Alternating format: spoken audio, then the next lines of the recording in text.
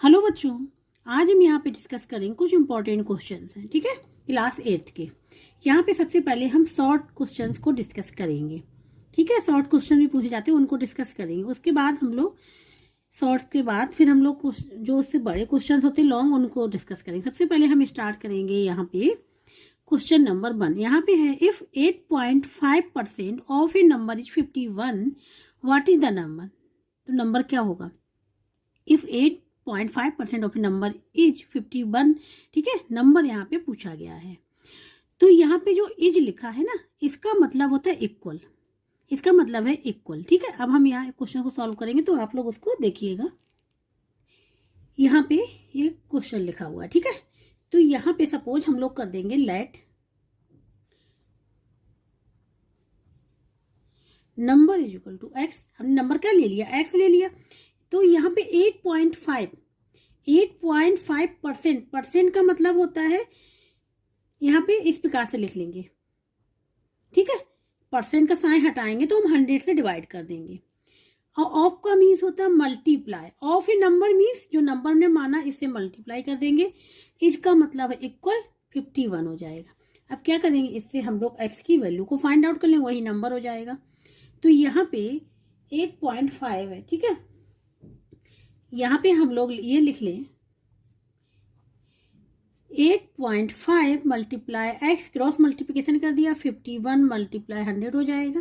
Cross multiplication. ठीक है, कैसे होता है देखो, जैसे a upon b equal to c upon d लिखा हुआ है ना, तो क्रॉस मल्टीप्लिकेशन इस प्रकार से हो जाएगा। तो ये हो जाएगा a का मल्टीप्लाई हो जाएगा d में, एंड b का मल्टीप्लाई हो जाएगा इसी में। तो ये हो जाएगा, यही इस प्रकार से हुआ है यहाँ पे। ठीक है, अब यहाँ पे x की वैल्यू फाइंड आउट। तो x की वैल्यू फाइंड आउट करने क्या, 51 मल्टीप्लाई 100 डिवाइड बाई 8.5, इससे डिवाइड कर देंगे जो x के साथ मल्टीप्लाई है। अब यहाँ पे ये पॉइंट हटाने। ठीक है, तो पॉइंट हटाने के लिए क्या करेंगे हम लोग, यहाँ पे मल्टीप्लाई करेंगे किसका, 10 का ऊपर 10 का नीचे। 8.5 मल्टीप्लाई 10 कर देंगे ना, जब 10 करेंगे तो ये पॉइंट हट जाएगा। तो ये हो जाएगा 51 मल्टीप्लाई 100 मल्टीप्लाई 10 डिवाइड बाई 85 हो जाएगा। ठीक है, अब यहाँ पे देखो ये उसकी 7 किसकी टेबल से जा रहा है यहाँ पे, तो यहाँ पे ये कैंसिल कर लेंगे। तो 2 से कर लेते हैं, 5 2 जा 10 हो जाएगा। और यहाँ पे हो जाएगा 5 बन जा 5 और 5 7 जा 17 बन जा 17, 73 जा होता है। ठीक है, तो यहाँ पे क्या आ गया, और 3 2 जा 6 और 100 का मल्टीप्लाई 6 मल्टीप्लाई 100, तो ये हो जाएगा 600। तो नंबर क्या निकल के, एक्स की वैल्यू क्या निकल के आ गई, यहाँ पे जो एक्स की वैल्यू निकल के आएगी वो 600 निकल के आएगी। तो इस प्रकार से इसका ये आंसर निकलेगा। ठीक है, क्वेश्चन नंबर फर्स्ट कंप्लीट हो गया। अब यहाँ पे आते हैं क्वेश्चन नंबर सेकंड। अब यहाँ पे question number second, find area of a trapezium whose sum of parallel sides are 18 metre and height is 10 metre. यहाँ पे जो गिवन है सम ऑफ पैरेलल साइड्स का सम दे दिया गया। ठीक है, यहाँ पे साइड नहीं दी गई है, सम दे दिया गया उसका और हाइट दे दी गई। एरिया फाइंड आउट करना है ट्रेपेजियम का।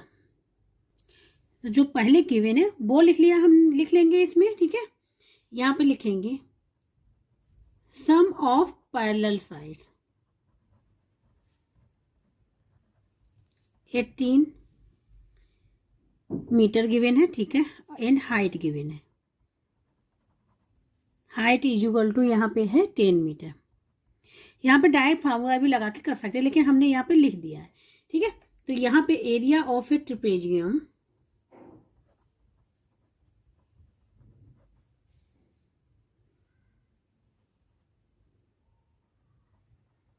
ठीक है, तो क्या होता है, इसको ए से रिप्रेजेंट करते हैं। A is equal to 1/2 sum of parallel sides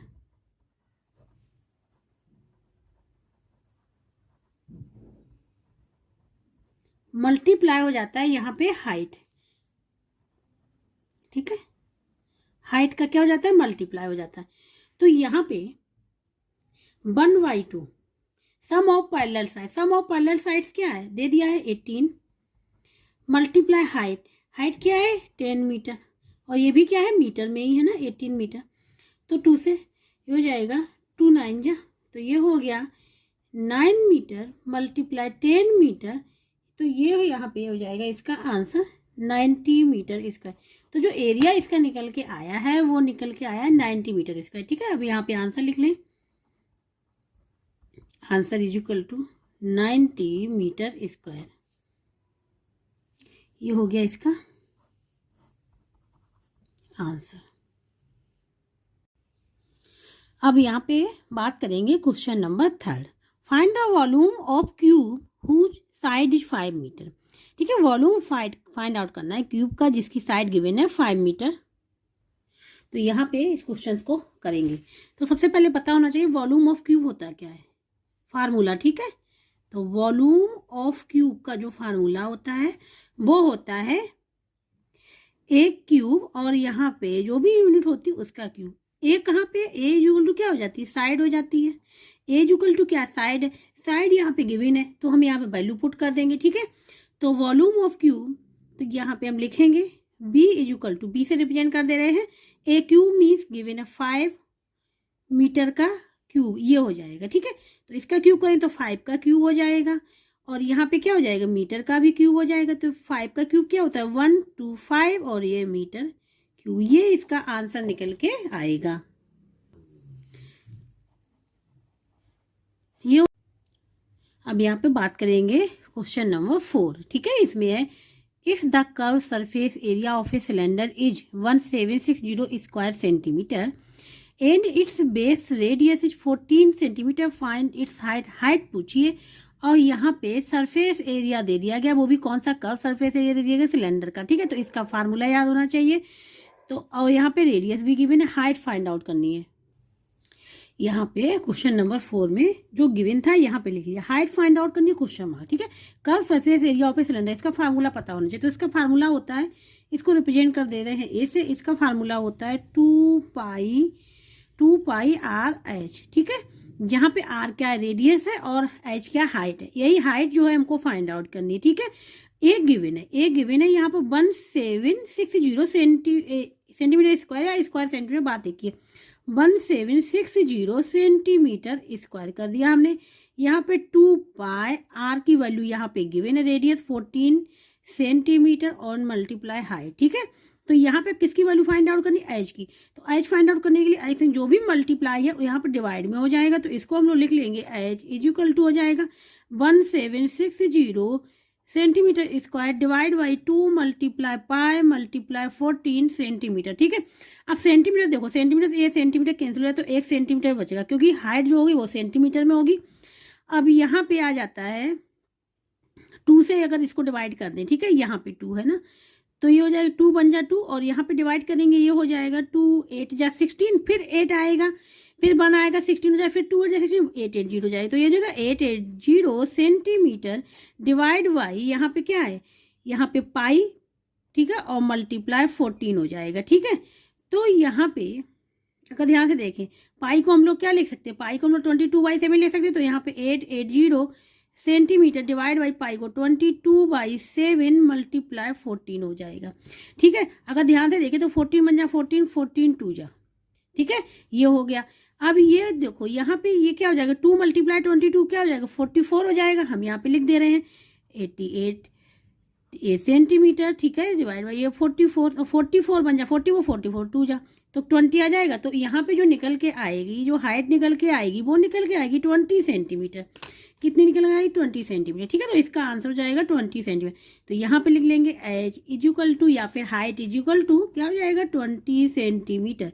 ये आंसर निकल के आएगा। बस ये याद रखना कि फार्मूला याद होना चाहिए और कैलकुलेशन फास्ट होनी चाहिए एग्जाम में, क्योंकि ये शॉर्ट क्वेश्चन है। ठीक है, ये फार्मूला लिखा हुआ है यहाँ पे, याद रखना, ये हो जाएगा। ठीक है, तो यहाँ पे क्वेश्चन नंबर 4 यहाँ पे कंप्लीट हो गया है।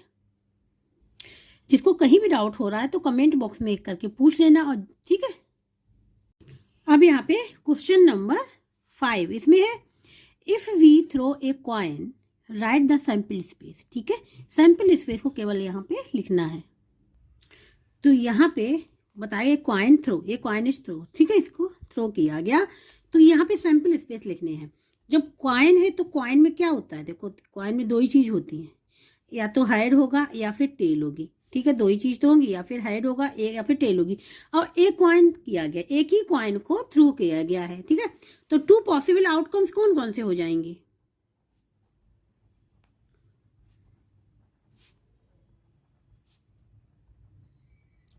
वो हो जाएंगे, या फिर हेड आ जाएगा जब टॉस करेंगे, या फिर टेल आ जाएगा। यही तो आएंगे 2 पॉसिबल आउटकम। ठीक है, इन्हीं को हम लोग सैंपल स्पेस बोलते हैं। क्या बोलते हैं? सैंपल स्पेस बोलते हैं। तो यहाँ पे अब आंसर हो जाएगा ये सैंपल स्पेस इक्वल टू, इसको हम लोग डिनोट करते हैं सैंपल स्पेस को, यहाँ पे एस लिख दे रहे एस से, और इसको लिखते इसके अंदर। ठीक है, इस ब्रैकेट के अंदर, और यहाँ पे एच और कोमा टी।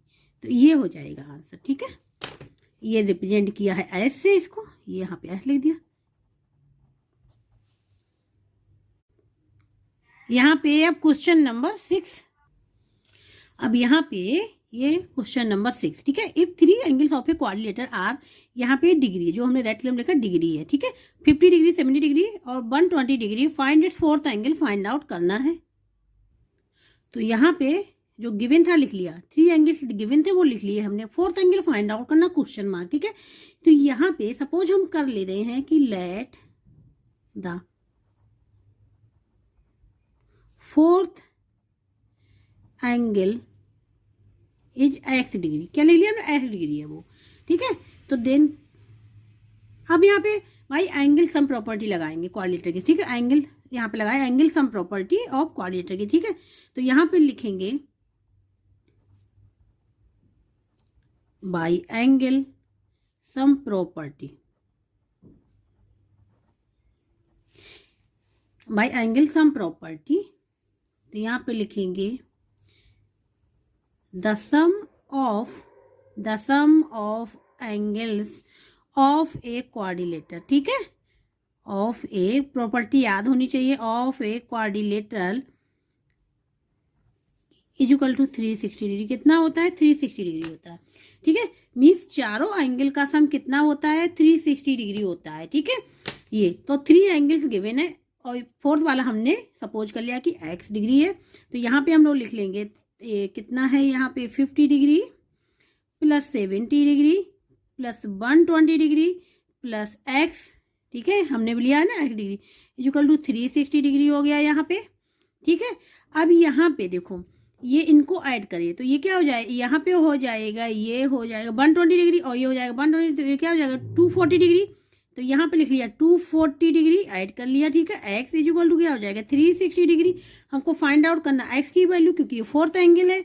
तो x इक्वल टू क्या हो जाएगा 240 डिग्री को हम लोग इस RHS में ले आएंगे, साइन चेंज हो जाएगा, माइनस का हो जाएगा 360 डिग्री माइनस 240 डिग्री। ठीक है, इक्वल टू क्या हो जाएगा, यहाँ पे आ जाएगा 120 डिग्री।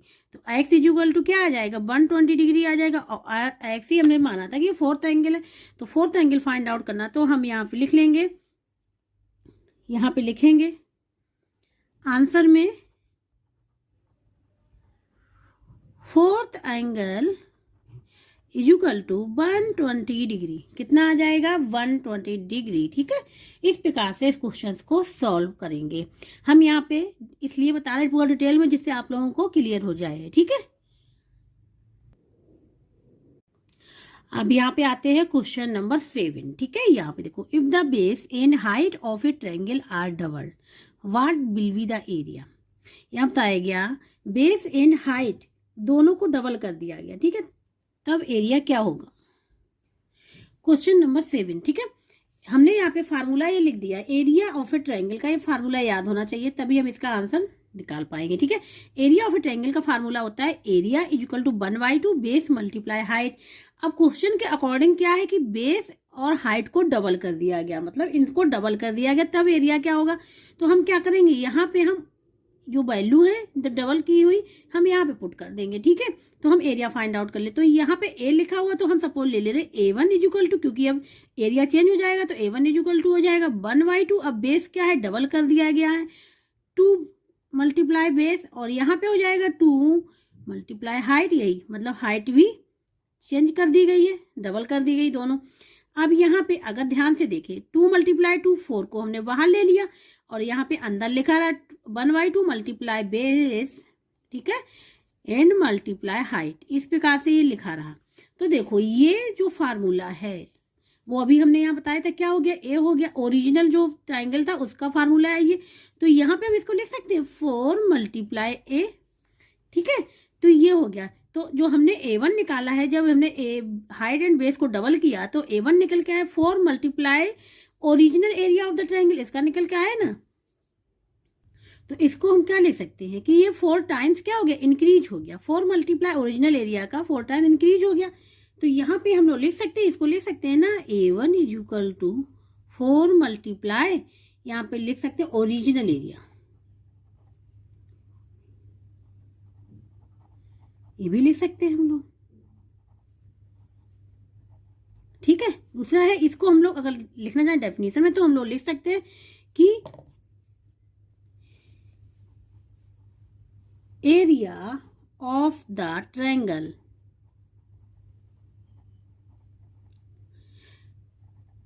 हैज इंक्रीज, क्योंकि अब इंक्रीज हो गया 4 टाइम्स, इंक्रीज 4 टाइम्स। तो ये आंसर हो जाएगा, ठीक है, इस प्रकार।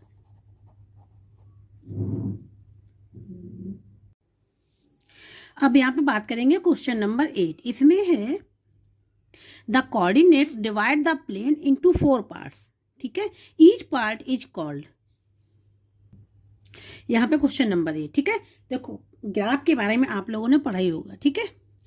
तो यहाँ पे ये होता है हमारा एक्स एक्सिस, और ये वर्टिकल लाइन होती है, ये होती है बाई एक्सिस, ठीक है। ये वर्टिकल लाइन होती है बाई एक्सिस, ये एक्स एक्सिस बाई एक्सिस जहाँ पे इंटरसेक्ट करते हैं ये ओरिजिन होता है, ठीक है। और ये क्या करता है, 4 पार्ट्स में डिवाइड कर देता है, ठीक है। 4 पार्ट्स में डिवाइड हो गया। ये फर्स्ट पार्ट ये हो गया, सेकेंड पार्ट ये हो गया, थर्ड पार्ट ये हो गया, और फोर्थ पार्ट ये हो गया। तो ये जो फोर्थ पार्ट है इनको हम लोग बोलते हैं क्वाड्रेंट्स। क्या बोलते हैं, क्वाड्रेंट्स बोलते हैं। तो ये हो गया फर्स्ट क्वाड्रेंट,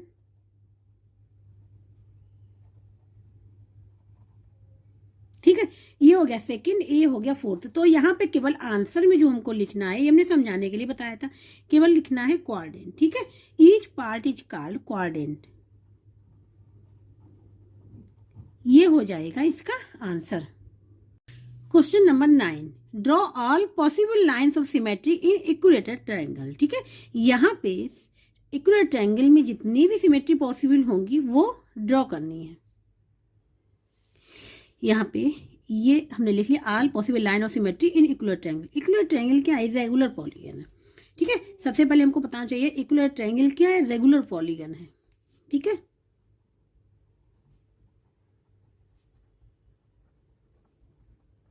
और रेगुलर पॉलीगन क्या होते हैं, जिनकी साइड्स और एंगल्स क्या होते हैं, इक्वल होते हैं। तो यहाँ पर रेगुलर पॉलीगन में तो ऑल साइड्स आर इक्वल। क्या होता है, रेगुलर पॉलीगन की कंडीशन होती है कि जिसमें ऑल साइड्स इक्वल, ठीक है, और ऑल एंगल्स भी इक्वल होते हैं। ये तो रेगुलर पॉलीगन होती है, ठीक है। तो इसमें ये क्या है, इक्वल ट्रायंगल है। इक्वल ट्रायंगल मीन्स ये साइड इक्वल, ये साइड इक्वल, ये साइड, इनके 3 साइड्स इक्वल है, ठीक है। और यहाँ पे रेगुलर पॉलीगन में ये भी होता है कि जितनी साइड्स होती है, ये ध्यान रखना, जितनी साइड्स होती है उतनी ही सिमेट्री बनती है, जितनी साइड होती है उतनी ही सिमेट्री बनेगी। तो यहाँ कितनी सिमेट्री बनेगी, 3 सिमेट्री बनेगी। तो इसको हम ड्रॉ करेंगे, इसको यहाँ से इस पॉइंट से ड्रॉ करेंगे, ठीक है। तो क्या क्या इसमें ये और ये क्या हो गए, इक्वल पार्ट्स हो गए, ठीक है। आइडेंटिकल होने चाहिए, सेम पार्ट। सिमेट्री क्या होती है, जिसमें अगर हम डिवाइड भी कर रहे हैं तो सेम इक्वल पार्ट्स होने चाहिए, ठीक है। तो ये इस पॉइंट से कर लेंगे, एक सिमेट्री हमारी ये बन जाएगी, और एक सिमेट्री कहाँ से बनेगी, एक सिमेट्री बनेगी इस वाले पॉइंट से, ठीक है। तो कितनी सिमेट्री ड्रॉ होंगी, यहाँ पे 3 सिमेट्री ड्रॉ होंगी, इस प्रकार से सिमेट्री ड्रॉ होंगी, इस प्रकार से ड्रॉ होंगी, ठीक है। ये आगे भी इस प्रकार से कर सकते हैं, ये सिमेट्री हो जाएंगी, 3 सिमेट्री इन इक्वल ट्रायंगल। और इसकी साइड्स कितनी है, 3 साइड्स, और सिमेट्री भी कितनी होगी, 3 सिमेट्री होंगी इसमें, ठीक है। रेगुलर पॉलीगन में यही होता है कि जितनी साइड्स होती है उतनी ही सिमेट्री होती है। 3 साइड 3 सिमेट्री, ये फिगर आप लोगों को ड्रॉ करना है। अब यहाँ पे question number 10, find x, 5x - 10 = 100, x की वैल्यू फाइंड आउट करनी है। ये हो गई इक्वेशन जो गिवन है, ठीक है। एक्स की वैल्यू को यहाँ पे क्या करना है, फाइंड आउट करना है, ठीक है, क्वेश्चन में। तो एक्स की वैल्यू फाइंड आउट करनी है, क्या करेंगे, जो कांस्टेंट है माइनस टेन कांस्टेंट, इसको हम लोग ले जाएंगे कहाँ पर, आरएचएस में। ये एलएचएस साइड होती है, आरएचएस होती है। तो ठीक है, हम लोग जिस वेरिएबल की वैल्यू फाइंड आउट करनी है उसको रखते हैं एलएचएस में, मीन्स इस साइड, और जितने भी कांस्टेंट होते हैं उसको ट्रांसफर करते हैं इस साइड, ठीक है। तो यहाँ पे हो जाएगा 5x इक्वल टू 100। अब क्या हो जाएगा, यहाँ पे क्या माइनस 10 है, तो इस साइड जाएगा, साइन चेंज हो जाएगा, तो प्लस का हो जाएगा, ये हो जाएगा 110। एक्स की वैल्यू फाइंड आउट करनी है, तो 110 डिवाइड बाई 5, ठीक है। अब देखो 5 2 जा 10, फिर 110, 5 2 जा 10, तो एक्स की जो वैल्यू यहाँ पे निकल के आएगी वो निकल के आएगी 22। एक्स इज इक्वल टू 22, ये हो जाएगा इसका आंसर। क्वेश्चन नंबर अब 11, write any 3 alphabets which have no line of symmetry, जिसमें कोई सिमेट्री ना हो, ठीक है। 3 alphabet which have no line of symmetry, ठीक है। तो देखो कौन कौन से होंगे, एक तो हो जाएगा एफ, ये हो जाएगा, ठीक है। दूसरा हो जाएगा यहाँ पे एल, तीसरा हो जाएगा क्यू, ठीक है। फोर्थ हो जाएगा आर, ठीक है। अगर हम इनकी सिमेट्री बनाए तो बनेगी ही नहीं, क्योंकि ये कहाँ से बनी, इसको इस प्रकार से डिवाइड करेंगे तो ये सेम नहीं रहेगा, आइडेंटिकल नहीं रहेगा दोनों पार्ट्स। इसको भी डिवाइड नहीं कर सकते, ये भी आइडेंटिकल नहीं रहेगा, क्यू को भी नहीं कर सकते, आर को भी नहीं कर सकते। तो 3 पूछेगी तो हमने यहाँ पर 4 लिख दी, ठीक है। तो ये 4 अल्फाबेट्स हमने लिखे हैं which have no line of symmetry, इसमें कोई भी लाइन ऑफ सिमेट्री नहीं है, ठीक है। क्वेश्चन नंबर 12, ठीक है। ये पैरेललोग्राम हमने बनाया हुआ है, और क्वेश्चंस में यहाँ पे पूछा गया है, देखो ध्यान से, the diagonals of a parallelogram के आर, तो क्या करते हैं डायगोनल्स ऑफ पैरेललोग्राम के आर बाइसेक्ट ईच अदर, एक बाइसेक्ट करते हैं ईच अदर, ठीक है। तो ये पैरेललोग्राम ने बनाया है, तो इसके डायगोनल्स कौन कौन से हो जाएंगे, ये डायगोनल्स हो गया और ये डायगोनल्स हो गए, ठीक है। ये बाइसेक्ट करते हैं ईच अदर को, तो यहाँ पे जो इसका आंसर होगा वो होगा बाइसेक्ट ईच अदर, ठीक है, ये हो जाएगा। और पैरेललोग्राम में क्या होता है, प्रॉपर्टी हम बता दे रहे हैं, इसके अपोजिट्स वाले एंगल्स क्या होते हैं, इक्वल होते हैं, अपोजिट्स एंगल, ठीक है। और ये साइड्स और ये साइड्स पैरेलल होती हैं और इक्वल भी होती है, ये साइड्स इक्वल इसके, ये साइड इक्वल इसके, ये प्रॉपर्टी होती है पैरेललोग्राम की। Question number 13, in a parallelogram if one angle is 60 degree, ये 60 डिग्री है, यहाँ पे ये 60 डिग्री है, find its opposite angle, find out करना है। तो यहाँ पे ये पैरेललोग्राम ने बनाया हुआ ए बी सी डी, ठीक है। अपोजिट एंगल पूछा गया, सपोज एंगल हम सपोज कर रहे हैं ये वाला एंगल गिवन है 60 डिग्री, ठीक है। कोई भी एंगल ले सकते हैं, ये हमने ले लिया एंगल बी 60 डिग्री है, तो अपोजिट एंगल क्या हो गया, ये वाला एंगल फाइंड आउट करना है ना, कितना होगा। अब प्रॉपर्टी होती है पैरेललोग्राम की, क्या होती है,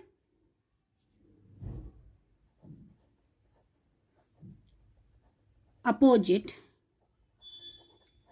angle are equal, opposite angle क्या होते हैं, इक्वल होते हैं, अपोजिट एंगल क्या होते हैं, इक्वल होते हैं, प्रॉपर्टी होती है पैरेललोग्राम की। तो angle b is equal to angle d, angle b कितना है 60 डिग्री, तो अपोजिट एंगल कौन सा है, डी, कितना हो जाएगा 60 डिग्री, तो आंसर इसका क्या हो जाएगा 60 डिग्री हो जाएगा, ठीक है। क्वेश्चन नंबर 14, ठीक है। यहाँ पे है what is the sum of all the angles of a quadrilateral, ठीक है, कितना होता है ये फाइंड आउट करना है। यहाँ पे हमने एक क्वाड्रिलेटर बनाया हुआ जिसका नेम दे दे रहे ए बी सी डी, ठीक है।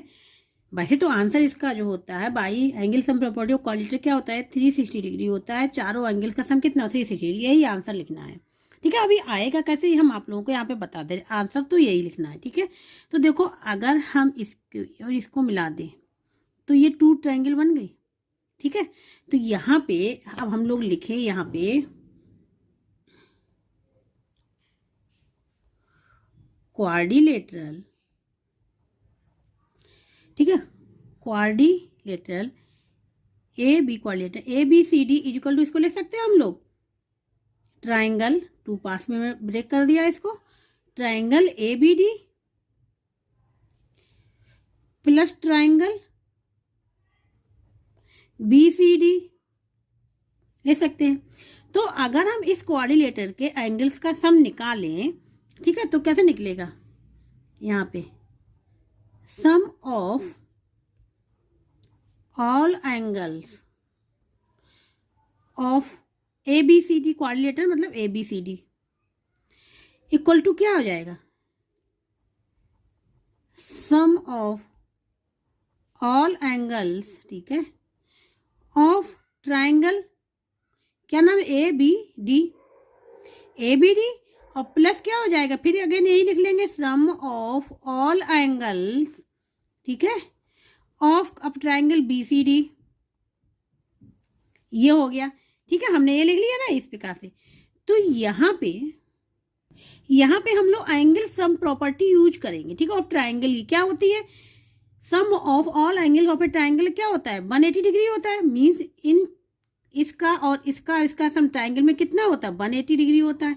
इसी प्रकार से इसका भी कितना होगा, 180 डिग्री, तो हम यहाँ पे लिख लेंगे 180 डिग्री और प्लस 180 डिग्री, तो क्या हो जाएगा, ये हो जाएगा 360 डिग्री। तो यहाँ पे निकल आया sum of all angles of a quadrilateral ABCD का क्या हो जाएगा, 360 डिग्री। इसी प्रकार से निकालते हैं, ठीक है, ये आंसर हो जाएगा इसका। अब यहाँ पे बात करेंगे क्वेश्चन नंबर 15, ठीक है, इसमें है one of the diagonals of a rhombus is equal to side of the rhombus, ठीक है, the angles of the rhombus के, यार एंगल्स फाइंड आउट करें रोम्बस के कितने होंगे।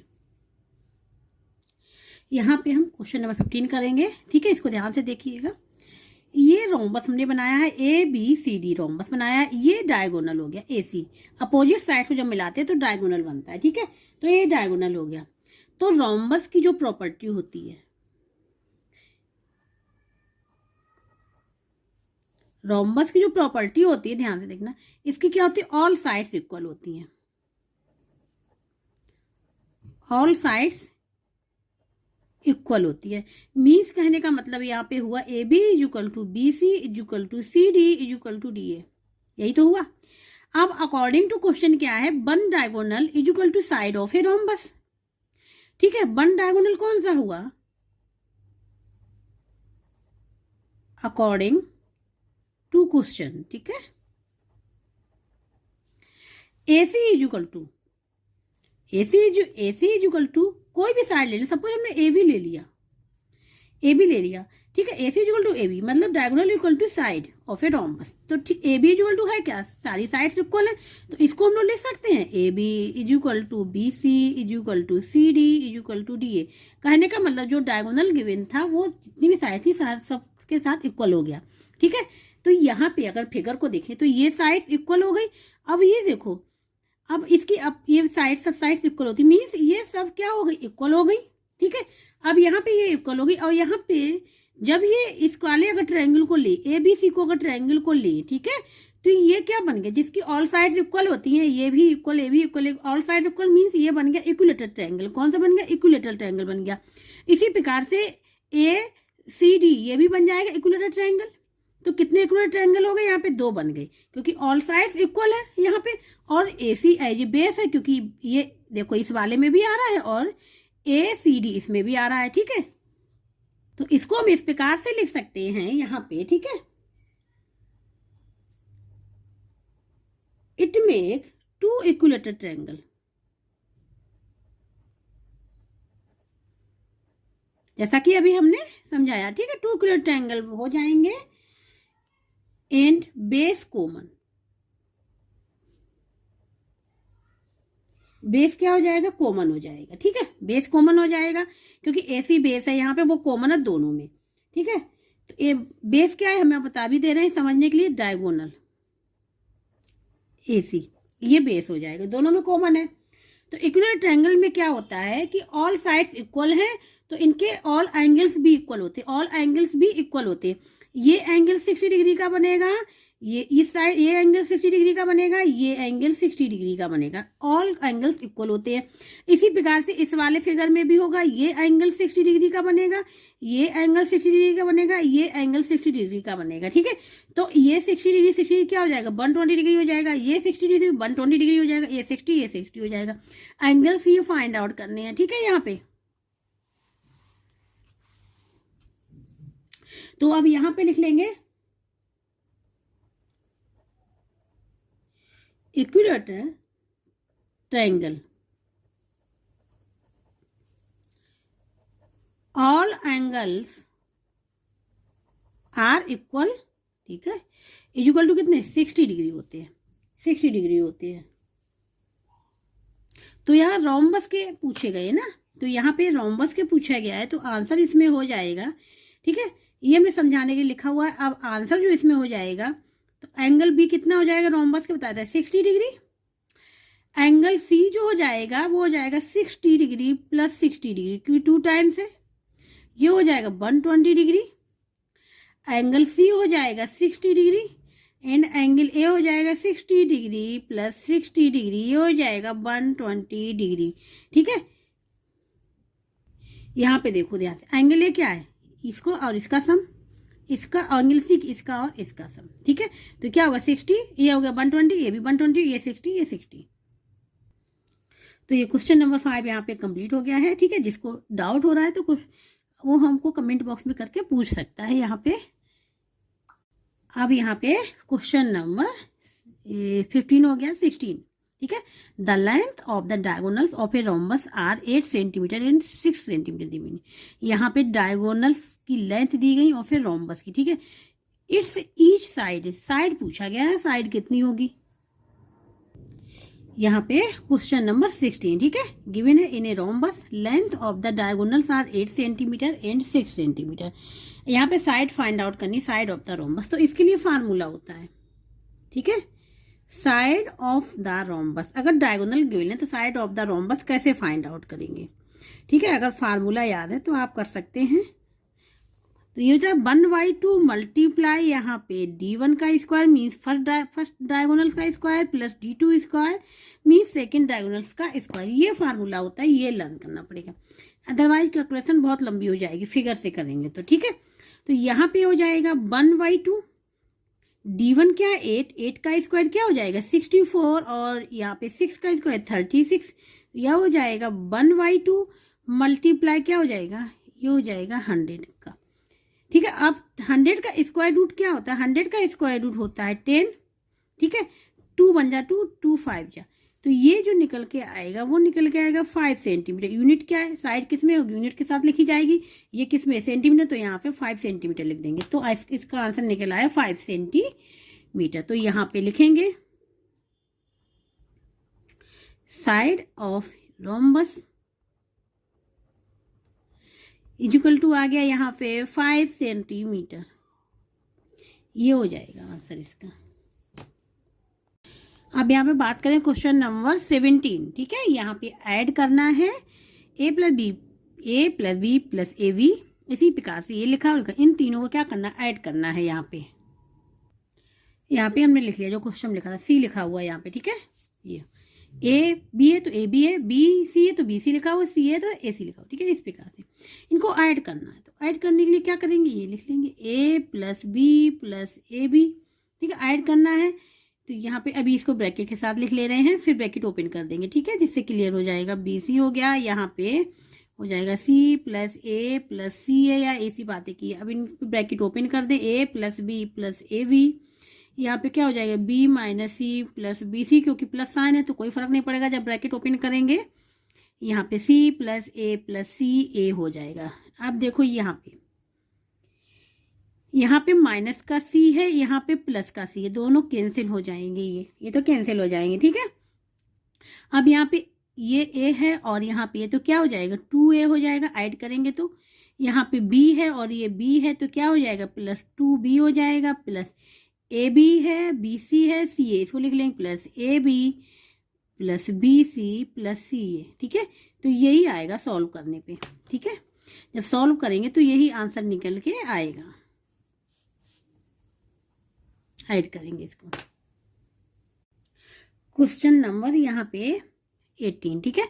वेरीफाई द आइडेंटिटी, ये जो लिखा हुआ है, ठीक है, यहाँ पे for a equal to 2 b equal to 3 and x equal to 4 के लिए वेरीफाई करना है इस आइडेंटिटी। ये यहाँ पे आइडेंटिटी लिखी हुई है, ठीक है, मीन्स ये फार्मूला है। यहाँ पे एक्स स्क्वायर है, यहाँ पे 2 नहीं, यहाँ पे 2 एक्स स्क्वायर है, ठीक है।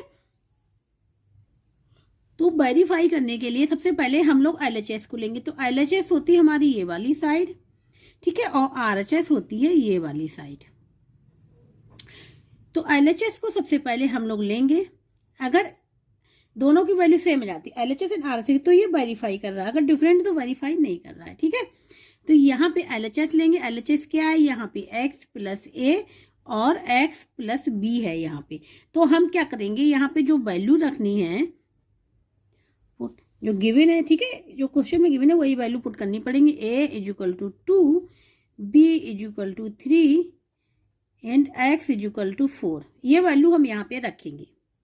तो यहाँ पे x की जगह पे क्या है 4 प्लस a की जगह पे क्या है 3, ये हो गया वन ब्रैकेट में, दूसरे ब्रैकेट में x की जगह पे 4 और सॉरी ये a है ना, तो a की जगह पे यहाँ पे 2 आएगा और यहाँ पे आ जाएगा 3। ठीक है, तो ये हो जाएगा 6 और ये हो जाएगा मल्टीप्लाई 7, मीन्स यहाँ पे क्या है कोई लिखा नहीं ऑपरेट, ठीक है, ऑपरेशन तो यहाँ पे मल्टीप्लाई होता है, तो ये 6 मल्टीप्लाई 7 क्या हो जाएगा 42। तो LHS से क्या आ गया यहाँ पे 42 आ गया। ठीक है, अब हम इसी प्रकार से RHS भी निकालेंगे, अगर RHS भी 42 आ रहा है तो ये क्या वेरीफाई हो जाएगा। यहाँ पे हम लोग लिखेंगे x square plus a plus b x plus a b. ठीक है, अब यहाँ पे वैल्यू यही रखनी है, a is equal to 2, b is equal to 3, x is equal to 4, तो यहाँ पे 4 का स्क्वायर, ए क्या है 2 है और बी है 3 और x कितना है 4 को मल्टीप्लाई कर दिया यहाँ पे, प्लस 2 मल्टीप्लाई 3 कर दिया हमने यहाँ पे, ए बी मीन्स 2 मल्टीप्लाई 3, यहाँ 4 का स्क्वायर 16, यहाँ पे 2 और 3 5 मल्टीप्लाई 4 क्या हो जाएगा 20 और ये हो जाएगा 6। ठीक है, अब यहाँ पे अगर जोड़े तो ये क्या हो जाएगा 36 हो जाएगा, ऐड करेंगे और 36 प्लस 6 हो जाएगा 42, क्या आ जाएगा 42, इसका भी आंसर 42। इसके मतलब क्या हुआ LHS इज इक्वल टू क्या मिल गया RHS मिल गया, यही तो हुआ 42 यहाँ पे भी है 42 यहाँ पे भी। तो अब हम लिखेंगे the given identity is true. ठीक है, यहाँ पे आंसर लिख लेंगे द गिवन आइडेंटिटी। ठीक है,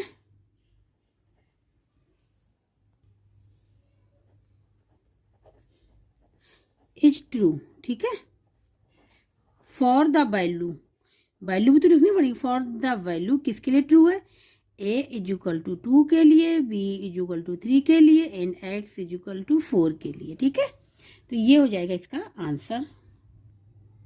अब यहाँ बात करें क्वेश्चन नंबर 19, यहाँ पे find the volume of cuboid whose dimensions are, ठीक है, a b and a b का ये स्क्वायर है। ठीक है, यहाँ पे 2 नहीं, यहाँ पे स्क्वायर है, ये लिखा हुआ है। डायमेंशंस दे दी गई क्यूबॉइड की a b and a b का होल स्क्वायर।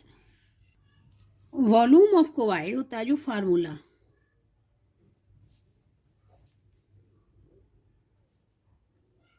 वो होता है length multiply breadth multiply height. तो जो साइड उसमें दी गई, एक एल हो गई, एक बी हो गई, एच हो गई, ये वहां पे नहीं बताया कि कौन एल है बी एच, केवल साइड बता दी गई है। तो एल सपोज हम ले रहे ए, वहां पे ए जो दी गई है और बी दे दी गई है ए बी और एच दे दी गई सपोज ए बी का स्क्वायर। ठीक है, होल स्क्वायर था ना, तो ये थी। अब क्या करेंगे यहाँ पे मल्टीप्लाई, तो यहाँ पे ओपन कर लें ब्रैकेट, ए मल्टीप्लाई बी। ठीक है, यहाँ पे स्क्वायर है तो मीन्स दोनों पे स्क्वायर होगा, तो यहाँ पे हो जाएगा ए स्क्वायर मल्टीप्लाई बी स्क्वायर। अब यहाँ पे पावर ऐड हो जाएंगी। ठीक है, यहाँ एक्सपोनेंट लॉ यूज हो जाएगा, पावर ऐड हो जाएंगी। ठीक है, तो ए इस पे पावर क्या है 1 है, इसकी पावर क्या है 1 है और इसकी पावर क्या है 2 है, तो पावर ऐड हो जाएंगी यहाँ पे ए 1 प्लस 2। ठीक है, इसी प्रकार से बी में कर लेंगे, बी में पावर क्या है 1 है और यहाँ पे पावर क्या है 2 है, ऐड हो जाएंगी। ये क्या हो जाएगी ए की पावर यहाँ पे क्या हो जाएगा 4 हो जाएगा और यहाँ बी की पावर क्यू हो जाएगा, ये हो जाएगा। और जो यूनिट होगी वहां पे, ठीक है, उसका क्यू हो जाएगा, जो भी यूनिट होगी वो क्यू हो जाएगी, ये आंसर हो जाएगा इसका।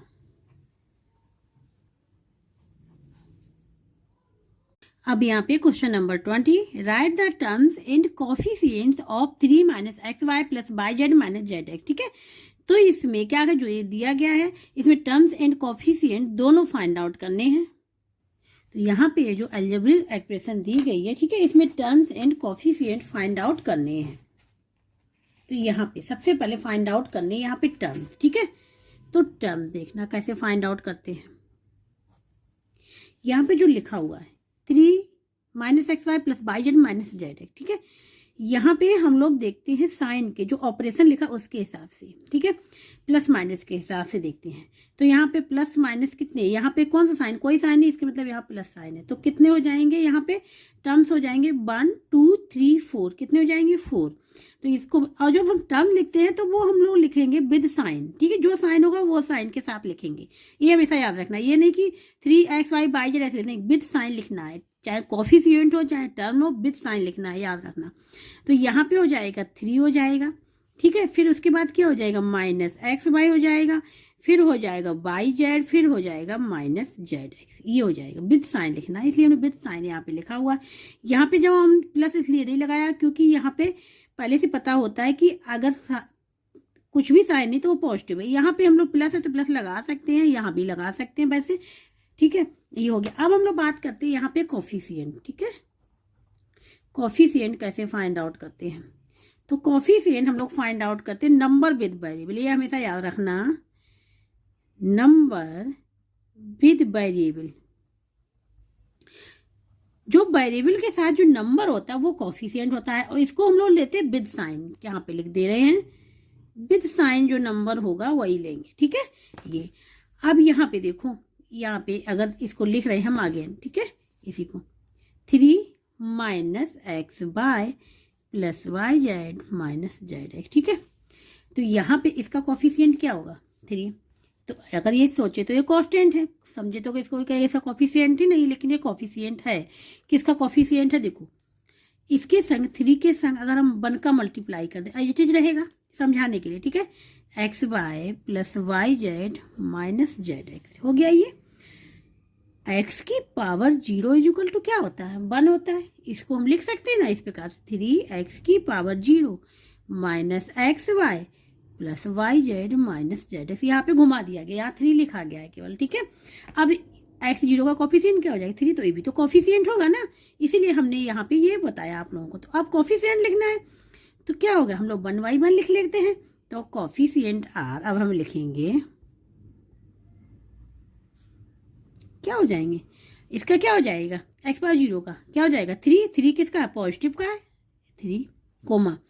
अब यहाँ पे एक्स वाई का कोफिशिएंट क्या है, एक्स वाई कोफिशिएंट है यहाँ पे -1, देखो यहाँ पे जैसे माइनस एक्स वाई लिखा, इसको हम लोग क्या लिख सकते हैं, इसको हम लिख सकते हैं ना -1 मल्टीप्लाई एक्स वाई, इस प्रकार लिख सकते हैं। तो -1 क्या हो गया कोफिशिएंट हो गया इस वेरिएबल का, क्या बताया था नंबर विद वेरिएबल, वेरिएबल के साथ जो नंबर है विद साइड उसको लेंगे, तो क्या हो गया -1। इसी प्रकार से इसका क्या होगा पॉजिटिव 1 हो जाएगा +1 हो जाएगा, यहाँ माइनस जेड एक्स है, फिर इसका भी क्या हो जाएगा -1 हो जाएगा। तो ये इसका आ जाएंगे कोफिशिएंट, ठीक है। कहीं भी डाउट हो समझ में ना आ रहा तो कमेंट बॉक्स में करके पूछ लेना। तो ये कोफिशिएंट हो जाएंगे, टर्म तो हमने बता ही दिए हैं। तो इस प्रकार से क्वेश्चन नंबर 20 कंप्लीट हो गए हैं, और ये क्वेश्चन नंबर 20 तक ही यहाँ पे क्या था, ये इंपॉर्टेंट भी क्वेश्चन है, 20 तक ही ये शॉर्ट क्वेश्चन है, ठीक है। अब हम लोग कराएंगे लॉन्ग क्वेश्चंस को, तो वो लॉन्ग क्वेश्चन हम करेंगे नेक्स्ट वीडियो में। जिसको कहीं भी डाउट हो समझ में ना आ रहा है तो कमेंट बॉक्स में करके पूछ सकता है, और जिसको वीडियो अच्छा लगा please like subscribe and comment करके ज़रूर बताइएगा।